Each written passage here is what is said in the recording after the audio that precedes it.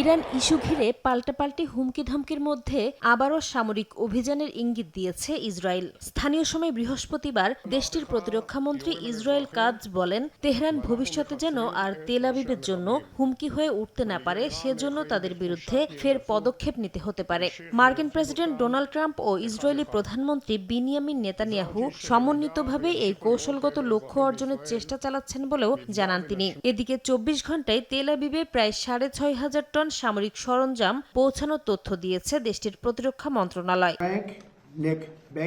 অন্যদিকে ইরান চুক্তি করতে মরিয়া বলে ফের দাবি করেছেন মার্কিন প্রেসিডেন্ট ডোনাল্ড ট্রাম্প। ওভাল অফিসে সাংবাদিকদের বলেন, তেহরানের অনেক নেতা ও সামরিক শক্তি ধ্বংস হয়ে যাওয়ায় নেতৃত্ব নিয়ে অনিশ্চয়তা তৈরি হয়েছে, ফলে চুক্তিতে পৌঁছাতেও দেরি হচ্ছে।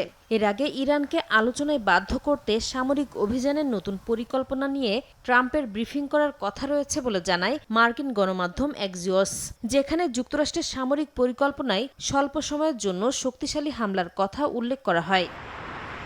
এমন পরিস্থিতিতে ইরানের পরমাণু ও ক্ষেপণাস্ত্র সক্ষমতা রক্ষা করা হবে বলে সাফ জানিয়েছেন দেশটির সর্বোচ্চ নেতা আয়াতুল্লাহ মোস্তফা খামেনি। নৌ অবরোধ ইস্যুতে ট্রাম্পের হুমকির জবাবে একথা বলেন তিনি। নতুন করে হামলা হলে যুক্তরাষ্ট্রকে কড়া জবাব দেওয়ারও হুঁশিয়ারি দেন সর্বোচ্চ এই নেতা। এদিকে ওয়াশিংটনের উপর তেহরানের আর কোনো আস্থা নেই বলে মন্তব্য করেছেন প্রেসিডেন্ট মাসুদ পেজেশকিয়ান।